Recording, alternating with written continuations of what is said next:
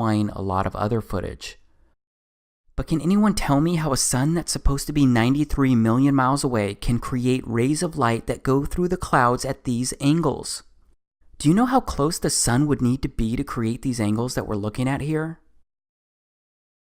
I bet you'll find lots of complicated scientific explanations out there about atmospheric optics and more, but those answers don't make much sense when you think about what we've been taught with the way light moves and travels, and what it would take to create these angles. And please know that these crepuscular rays happen to people all over the Earth, at different longitudes and latitudes, different seasons, different times of the day when the sun is around them. Now let's stay in the clouds for a bit, because my buddy Mike from Flat Earth Photography, he recorded this. Look at these shadows. The sun looks like it's actually in these clouds. This is what I call a visual wonder. Come on, look at this. It just doesn't make sense for the sun to be 93 million miles away when we can constantly observe and record these types of sun and shadow interactions. Again, it looks like the sun is local to the observer, like it's local to all of us. So let's keep reviewing the sun's relationship with clouds. And this one may be hard for you to process as well. Because what does this look like to you? Liz Dexick recorded this video, and you have no idea how many times I've looked at videos like this and tried to make sense of it. Because it's video like this that got me to get out there and personally record this kind of stuff and witness it myself.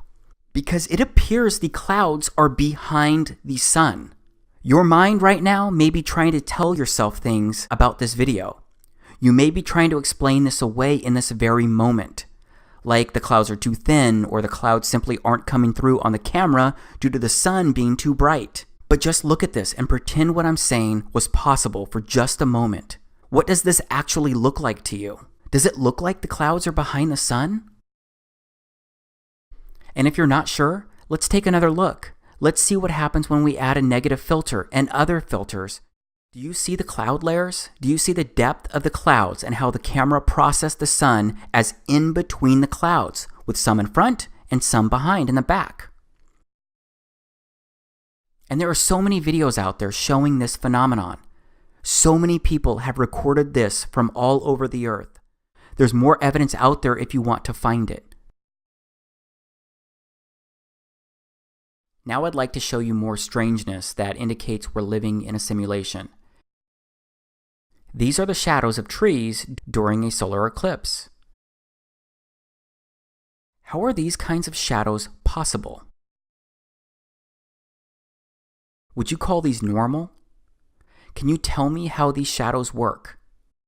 Again, maybe you'll find some scientific explanation for this out there. But I challenge someone to recreate these types of shadows through trees when an eclipse is not happening.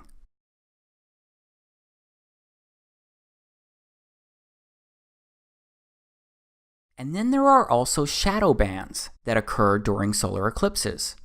These are also strange and also interesting, and they've been captured all over the Earth during solar eclipses as well.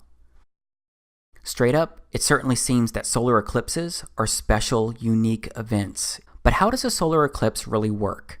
Because we all know that the sun and moon are always moving across the sky, right? So just stop for a moment and think about how the sun and the moon need to basically stand still and stop in unison for a solar eclipse to work.